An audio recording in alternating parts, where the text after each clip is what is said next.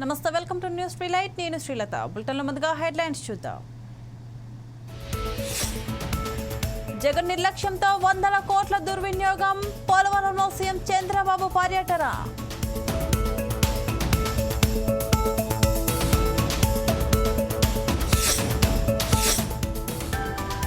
CM Revanth కు కేంద్ర మంత్రి కిషన్ రెడ్డి లేఖ.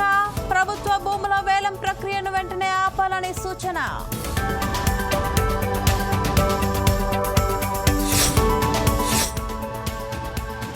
కేటీఆర్ పై కేసులు పెట్టడం ఏంటి? లీకేజీకి కారకులు ఎవరన్న ఆర్ఎస్ ప్రవీణ్.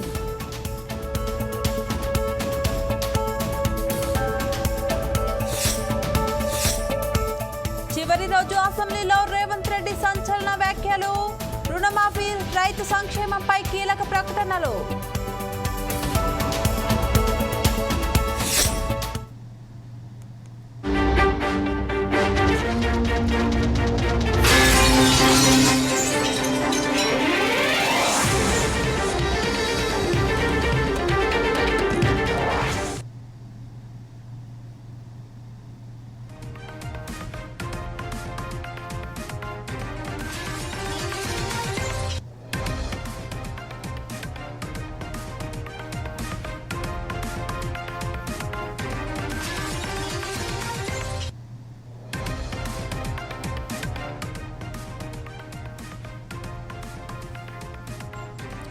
బ్రేకింగ్ న్యూస్ చూస్తున్నాం. గచ్చిబౌలిలోని 400 ఎకరాల ప్రభుత్వ భూమి వేలం ప్రక్రియను వెంటనే నిలిపివేయాలని బీజేపీ రాష్ట్ర అధ్యక్షులు కేంద్ర మంత్రి కిషన్ రెడ్డి డిమాండ్ చేశారు.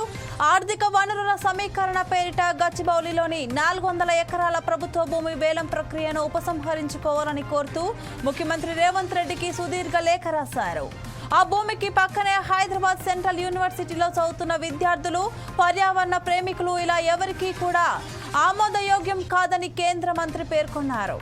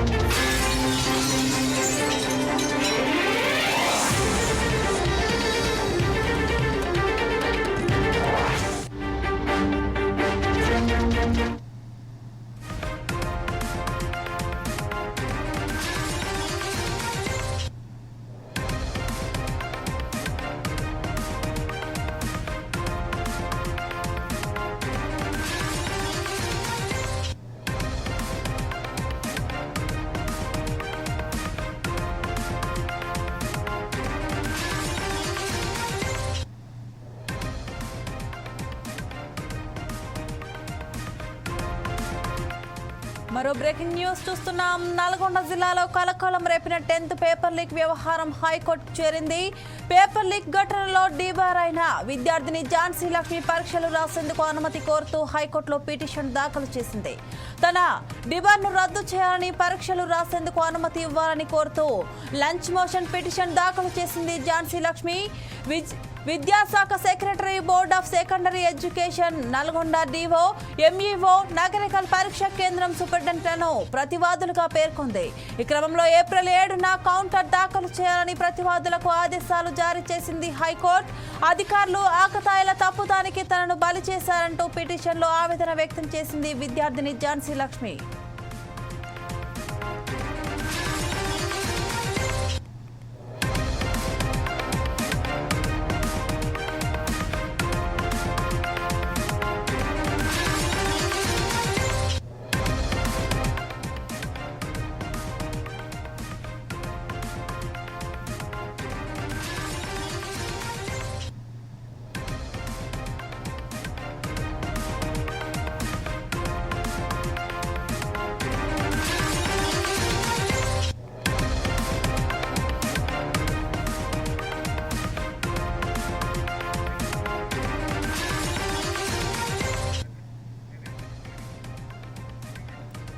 నల్గొండ జిల్లాలో కలకలం రేపిన 10th పేపర్ లీక్ వ్యవహారం హైకోర్టుకు చేరింది. పేపర్ లీక్ ఘటనలో డీబార్ అయిన విద్యార్థిని ఝాన్సీ లక్ష్మి పరీక్షలు రాసేందుకు అనుమతి కోరుతూ హైకోర్టులో పిటిషన్ దాఖలు చేసింది. తన డీబార్ను రద్దు చేయాలని, పరీక్షలు రాసేందుకు అనుమతి ఇవ్వాలని కోరుతూ లంచ్ మోషన్ పిటిషన్ దాఖలు చేసింది లక్ష్మి. విద్యాశాఖ secretary, board of secondary education Nalgonda, DO, MEO, Nagarikal పరీక్షా కేంద్రం సూపరింటెండెంట్లను ప్రతివాదులుగా పేర్కొంది.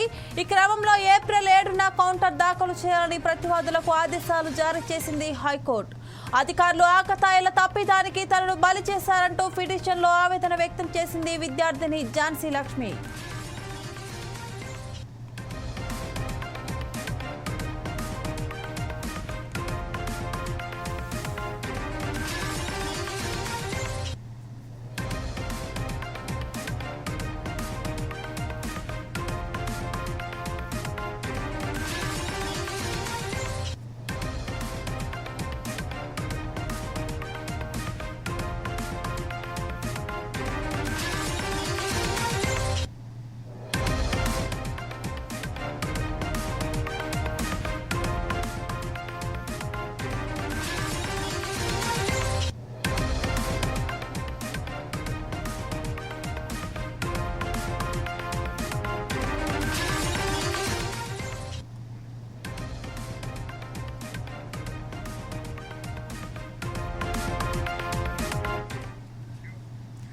దీనిపై మరింత సమాచారం మా ఇన్పుట్ ఎడిటర్ శ్రీనివాస్ అందిస్తారు. శ్రీనివాస్, చెప్పండి.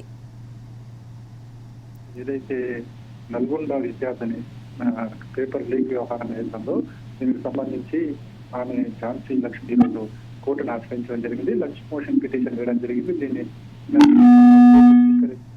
స్వీకరించి దీనికి ప్రతివాదులుగా విద్యాశాఖకు సంబంధించిన కార్యదర్శి కావచ్చు, విద్యాశాఖ అధికారులను ప్రతివాదులుగా చేర్చింది. సో బలి పశువులు చేశారని చెప్పేసి కూడా ఆమె కోర్టుకు విన్నవించడం జరిగింది. అదేవిధంగా తదుపరి పరీక్షలు రాసేందుకు అనుమతిని ఇవ్వాలని కూడా ఆమె కోర్టుకు విన్నవించడం జరిగింది. కరువు న్యాయవాదులకు ఇచ్చిన వాదనలు విన్న కోర్టు విద్యాశాఖకు సంబంధించిన అధికారులను ప్రతివాదులుగా చేర్చారు. తదుపరి విచారణను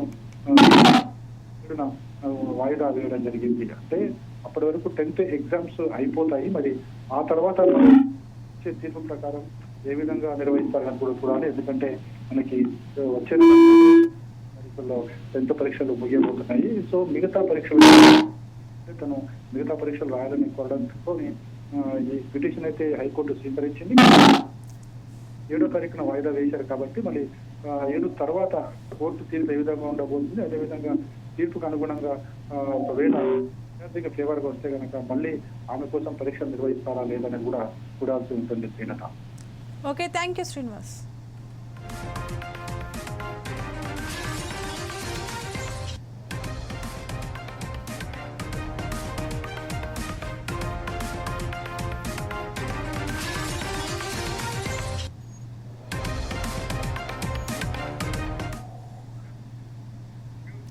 పోలవరం ఏరియల్ వ్యూ ద్వారా ప్రాజెక్టు పనులను సీఎం చంద్రబాబు పరిశీలిస్తున్నారు. అనంతరం పోలవరం నిర్వాసితులతో ఏర్పాటు చేసిన సమావేశంలో ఆయన మాట్లాడుతూ 5 ఏళ్లలో 33 సార్లు పోలవరం వచ్చి ప్రాజెక్టు పూర్తి చేయడం, పునరావాస కల్పనపై దృష్టి పెట్టామని పేర్కొన్నారు. కానీ పోలవరం నిర్వాసితులను గత ప్రభుత్వం పట్టించుకోలేదని మండిపడ్డారు. నిర్వాసితులకు 10 లక్షల రూపాయలు ఇస్తామని గత ప్రభుత్వం హామీ ఇచ్చి మాట తప్పిందని ఆరోపించారు.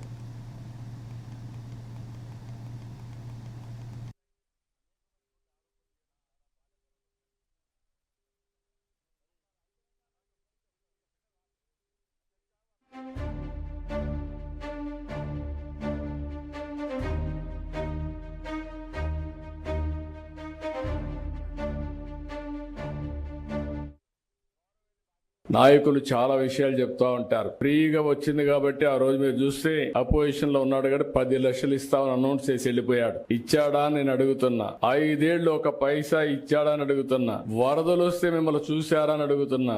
మీకు వరదలు వస్తే ఎన్టీఆర్ మెమోరియల్ ట్రస్ట్ ద్వారా కాస్తో కోస్తో డబ్బులు మొబిలైజ్ చేసి ఆ రోజు నెహ్రూ కూడా ఇక్కడే ఉన్నాడు. అందరం గ్రామం తిరిగి కొంతవరకు మిమ్మల్ని ఆదుకున్న పార్టీ ప్రభుత్వం, ఆనాటి ప్రభుత్వం పార్టీ అని చెప్పి కూడా నేను మీకు తెలియజేస్తాను. తెలియజేస్తున్నారు. అయితే రేపు మళ్ళా వచ్చి మీకు చెప్పొచ్చు ఏదో చేసేస్తానని. ఏమి చేసేటి ఏమి ఉండవు. వీళ్ళకి అధికారం తప్ప మీకు అన్యాయం చేస్తే ఒక యాంగిల్ చేశాడు. పోలవరాన్ని ఏం చేశాడో మీరు చూశారు. ఎప్పుడో పూర్తి అయిపోయి ఉండాలి. ఆ రోజు తెలుగుదేశం ప్రభుత్వం కంటిన్యూ అయి ఉంటే 2020కి పోలవరం ప్రాజెక్టు పూర్తయి మీ అందరికీ పునరావాసం కూడా ఇచ్చి మీరు కూడా ఇప్పటికి సెటిల్ అయ్యేవారు. ఈ రోజు అవన్నీ కూడా పూర్తిగా దెబ్బతినే పరిస్థితి వచ్చింది. పోలవరం కూడా ఖర్చులు పెరిగిపోయినాయి. డయాఫామ్ వాల్ మీరు చూస్తే దగ్గర 400 కోట్ల రూపాయలతో డయాఫామ్ వాల్ కడితే అది ఈ రోజు మొత్తం మునిగిపోయి కొట్టుకొని పోయి మొత్తం పాడైపోయి ఇప్పుడు 990 కోట్ల రూపాయలు ఖర్చు పెట్టే పరిస్థితికి వచ్చాం. అదనంగా ఇంకొక డయాఫామ్ వాల్ కడుతున్నాం. కనీసం ఈ డబ్బులు అనేది ప్రభుత్వం అంటే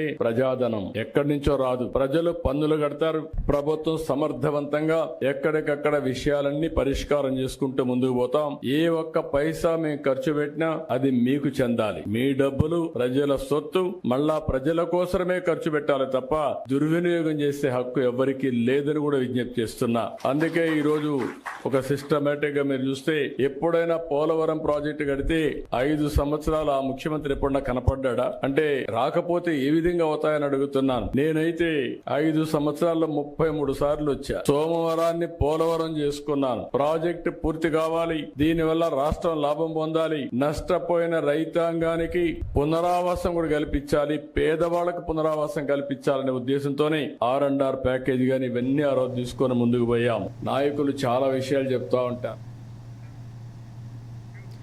తెలంగాణ అసెంబ్లీలో మంత్రి కేటీఆర్ కేంద్ర ప్రభుత్వంపై తీవ్ర స్థాయిలో విమర్శలు చేశారు. తెలంగాణ అభివృద్ధికి కేంద్రం సహకరించడం లేదని, బడ్జెట్లో రాష్ట్రానికి ప్రస్తావన కూడా లేకపోవడం బాధాకరమని అన్నారు. కేంద్ర మంత్రులు వరుసగా రాష్ట్రానికి వస్తున్న బడ్జెట్లో ఒక్క రూపాయి కూడా కేటాయించలేదని ఆక్షేపించారు. కేంద్ర మంత్రుల పర్యటనలకు ఖర్చు చేయాల్సిన అవసరం రాష్ట్రానికి లేకపోయినా ఖర్చును తెలంగాణ అభివృద్ధికి ఉపయోగించి ఉంటే మేలు జరిగేదని అభిప్రాయపడ్డారు. అమిత్ షా గారు ఎన్నికల ప్రచారంలో చెప్పారు, సిసిఐని తిరిగి తెరిపిస్తాం, సిమెంట్ కార్పొరేషన్ ఆఫ్ ఇండియా. మరి దానికి ఒక్క రూపాయి పెట్టకపోతే అడగొద్దు అధ్యక్ష. ఆదిలాబాద్లో సిసిఐనేమో తుక్కు కింద అమ్మేస్తారంట. బయ్యారం ఉక్కు మాత్రం ఉక్కు కాదంట. కానీ వైజాగ్లో ఈరోజు వాళ్లకు అక్కడ పార్లమెంట్ సీట్ల మీద ఆధారపడి ఉన్నారు కాబట్టి అక్కడ మాత్రం 11,500 కోట్లు ఇస్తే దాని గురించి మనం మాట్లాడకపోతే మన బడ్జెట్లో తప్పు అవుతుంది కదా అధ్యక్ష. అధ్యక్ష, సింగరేణి స్వయంగా డిప్యూటీ సీఎం గారే చూస్తున్నారు ఇప్పుడు, ఎనర్జీ డిపార్ట్మెంట్. సింగరేణి అధ్యక్ష మనం అడిగినాం, గతంలో కేసీఆర్ గారి ప్రభుత్వం అడిగింది, మీరు దయచేసి నామినేషన్ మీద బొగ్గు గన్లు ఇవ్వండి సింగరేణికి. ఎట్లా అయితే మీరు గుజరాత్ మినరల్ డెవలప్మెంట్ కార్పొరేషన్కి ఇచ్చినారో నామినేషన్ మీద అట్లే మాకు కూడా ఇవ్వండి అని అడిగినాం. కానీ ఇవ్వరు అధ్యక్ష. గుజరాత్కు ఒక న్యాయం, తెలంగాణకు ఇంకో న్యాయం అన్నట్టుగా ఇవ్వడం లేదు అధ్యక్ష. చివరికి అధ్యక్ష మనం కనుక పట్టించుకోకపోతే సరే, మనం సింగరేణిలో 51% మనం, 49 వాళ్ళు. కానీ భవిష్యత్తులో డిజిన్వెస్ట్మెంట్ ప్రపోజల్ పెట్టినా ఆశ్చర్యం లేదు అధ్యక్ష. అదే మాదిరిగా అధ్యక్ష నీతి ఆయోగ్ సిఫారసు చేసింది, మిషన్ కాకతీయ, మిషన్ భగీరథ మంచి పథకాలు 24,000 కోట్లు కేటాయించండి అని కేంద్ర ప్రభుత్వానికి సిఫారసు చేస్తే 24 పైసలు ఇవ్వలేదు అధ్యక్ష. అందుకే అంటున్నాం, మరి అడగాల్సింది అడగాలి. మా వాళ్ళు బీజేపీ మిత్రులు, ఎమ్మెల్యేలు, ఎంపీలు బ్రహ్మాండంగా నిజామాబాద్లో, ఆదిలాబాద్లో గెలిచినారు అధ్యక్ష. దుబాయ్ పోయి ప్రచారం చేసినారు. అక్కడ గల్ఫ్ కార్మికులు, వలస కార్మికులు ఉంటే అక్కడ కూడా పోయినారు. మీకేదో చేస్తామన్నారు, గల్ఫ్ వాళ్ళని చూసుకుంటాం, పెద్దపీట చేస్తాం, బాగా చేస్తామన్నారు అధ్యక్ష. మరి ఒక్క రూపాయి పెట్టలేదు కదా అధ్యక్ష గల్ఫ్ కార్మికుల కోసం. మాట్లాడొద్దా? జహీరాబాద్ నిమ్స్కి మొండి చేయి, హైదరాబాద్ మెట్రోకు మొండి చేయి, వెనుకబడిన జిల్లాల నిధుల విషయంలో నిర్లక్ష్యం, విద్యుత్ బకాయిలు ఏవైతే ఆంధ్ర నుంచి రావాలనో వాటి విషయంలో మాట్లాడరు. మరి ఇవన్నీ ఇప్పించాల్సిన బాధ్యత కేంద్రం మీద లేదా? అడగాల్సిన బాధ్యత మన మీద లేదా? 2 మంత్రులున్నారు అధ్యక్ష కేంద్రంలో మన రాష్ట్రం నుంచి. ఒకరేమో సహాయ మంత్రి, ఇంకొకరేమో అసహాయ మంత్రి. నల్గొండ జిల్లా నకరేకల్లో 10వ తరగతి పరీక్ష పేపర్ లీకేజీ ఘటన రాజకీయ దుమారం రేపుతుంది. ఈ ఘటనపై BRS leader RS Praveen Kumar స్పందించారు. విద్యాశాఖ మంత్రి రేవంత్ రెడ్డి బాధ్యత వహించాల్సింది పోయి కేటీఆర్ మీద కేసులు పెట్టడం ఏంటని ప్రశ్నించారు. నల్గొండ జిల్లా నకరేకల్లో తెలుగు పేపర్ లీకేజీ వ్యవహారంపై పూర్తి స్థాయి విచారణ జరపాలని అన్నారు. 2వ అంతస్తులోని పేపర్ ఫోటోలు తీసుకుని వెళ్తుంటే వ్యవస్థ ఏం చేసిందని పోలీసులు అన్నారని ప్రశ్నించారు. విద్యా వ్యవస్థ చాలా ఘోరంగా ఉందని విమర్శించారు. విచారణకు ఆదేశించి ఈ పేపర్ లీకేజ్ వ్యవహారం వెనుక మరి విద్యాశాఖ మంత్రి మీరే కదా రేవంత్ రెడ్డి గారు. మరి దీని మీద పూర్తి స్థాయి విచారణకు ఆదేశించి దీని వెనుక ఎవరున్నారు? ఆ వేముల వీరేశం గారి మనుషులు ఉన్నారా, లేకపోతే ఎవరు మనుషులు ఉన్నారు అనేది క్లియర్ గా మీరు మరి పూర్తి స్థాయి విచారణకు ఆదేశించి వాళ్ళ మీద కేసులు పెట్టి దీని లోతుల్లోకి పోవాలి కదా. అది చేయకుండా మీరు ఏమీ సంబంధం లేని ప్రజల ప్రయోజనాలను రక్షించడం కోసం పోరాడుతున్న కేటీఆర్ గారి మీద కేసులు పెట్టారు. కేటీఆర్ గారికి ఎట్లా తెలుస్తుందండి వారి కులం? లేకపోతే ఆ దిలీప్ కొనతంకి ఎట్లా తెలుస్తుంది వాళ్ళ కులం? లేకపోతే డాక్టర్ మన్నె క్రిషాంక్ వాళ్ళ కులం ఎట్లా తెలుస్తుంది? ఒకవేళ తెలిసినా కూడా వాళ్ళని కులం పేరుతో ఏమన్నా దూషించిండు ఆయన? ఆ విద్యార్థుల్లో కూడా ఎస్సీ ఎస్టీ విద్యార్థులు ఉన్నారు కదా, మరి వాళ్ళ ప్రయోజనాల గురించి కూడా కొట్లాడుతున్నారు కదా, ఆ విషయం వీళ్ళకు గుర్తుకు రావడం లేదా? అంటే బ్లైండ్ గా వీళ్ళ మీద కేసు పెట్టండి, బ్లైండ్ గా వీళ్ళని జైలుకు పంపించాలి అన్న ఆలోచనతోనే ఈరోజు ఇక్కడ తెలంగాణలో పోలీసు రాజ్యం లేకపోతే రేవంత్ రెడ్డి రౌడీ రాజకీయమే నడుస్తుంది తప్ప ఇంకోటి కాదు అని చెప్పేసి నేను ఈ సందర్భంగా చెప్తున్నా. ఇలా మరి కేటీఆర్ గారు చేసిన తప్పేంది? అసెంబ్లీ వేదికగా ఈరోజు తెలంగాణ ప్రభుత్వం కమిషన్ల సర్కారు నడిపిస్తా ఉన్నదని అడగడం తప్ప, లగచర్ల రైతుల గురించి పోరాడడం తప్ప, లేకపోతే ఎస్సీ విద్యార్థులకు స్టడీ సర్కిల్స్ లో అన్యాయం జరుగుతున్న విషయాన్ని గురించి మాట్లాడడం తప్ప, గురుకులాల్లో ఇప్పటి వరకు ఎస్సీ గురుకులాలు ఎస్టీ గురుకులాల్లో 84 మంది విద్యార్థులు చనిపోయినారు. వాళ్ళ ప్రాణాలను కాపాడడం కోసం మాట్లాడడం తప్ప, కేసీఆర్ గారు ఎంతో గొప్పగా ఎంతో ముందు చూపుతో పెట్టిన గురుకులాలను ఈరోజు రేవంత్ రెడ్డి ప్రభుత్వం మూసేస్తా ఉన్నది. వాటికి అద్దె కూడా చెల్లించడం లేదు. మరి వాటి గురించి మాట్లాడడం తప్ప అది అట్రాసిటీ అవుతుందా? విద్యార్థుల భవిష్యత్తు గురించి మాట్లాడడం అట్రాసిటీ అవుతుందా? లేకపోతే ఈ గూడుపుటాని ఈ మాఫియా గ్యాంగ్ ఏదైతే పేపర్ లీక్ చేసిందో వాళ్లకు అక్కడ స్థానిక ఎమ్మెల్యే స్థానిక కాంగ్రెస్ నాయకులకు ఉన్న సంబంధాలను ప్రజలకు అనంతపురం జిల్లా కుందుర్పి తహసీల్దార్ కార్యాలయంలో జాయింట్ కలెక్టర్ శివనారాయణ శర్మ ఆకస్మికంగా తనిఖీలు చేశారు. కార్యాలయంలోని అన్ని గదులను క్షుణ్ణంగా పరిశీలించారు. మండలంలో జరుగుతున్న రీసర్వే పనుల గురించి తహసీల్దార్ శ్రీనివాసులు డిప్యూటీ తహసీల్దార్ తిప్పేస్వామిని అడిగి తెలుసుకున్నారు. అనంతరం సమస్యలతో కార్యాలయంకి వచ్చిన ప్రజలు కూర్చోడానికి వసతుల గురించి ఆరా తీశారు.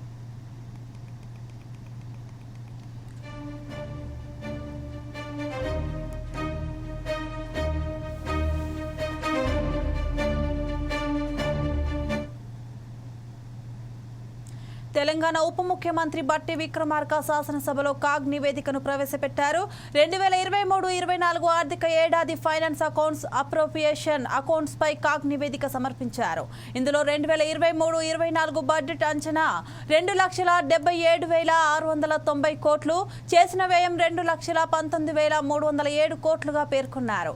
బడ్జెట్ అంచనాలో 79% వ్యయం అయిందని తెలిపారు. జీఎస్డీపీలో వ్యయం అంచనా 15%గా పేర్కొన్నారు. ఆమోదం పొందిన బడ్జెట్ కంటే అదనంగా అంచనాలో 33% ఖర్చయింది. అదనంగా 1,11,477 కోట్లు ప్రభుత్వం ఖర్చు చేసింది.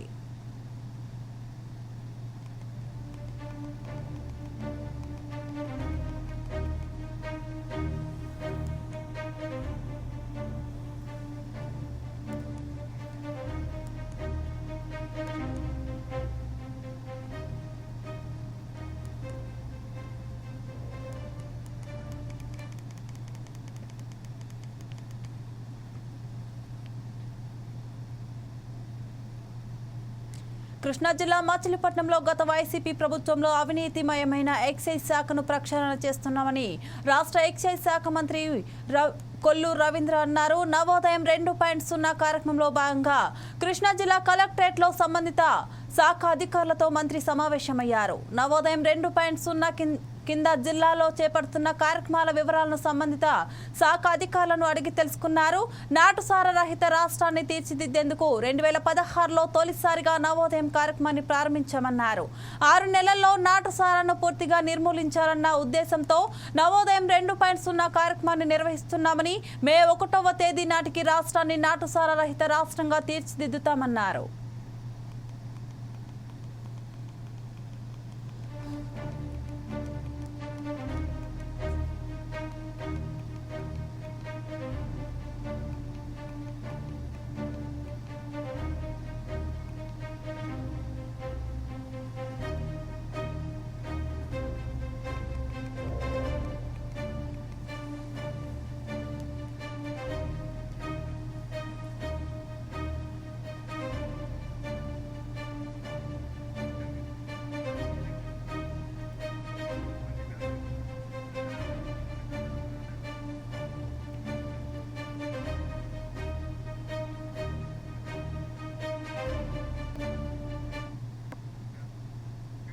ఇవి bulletin updates. Keep watching 4 Sides TV.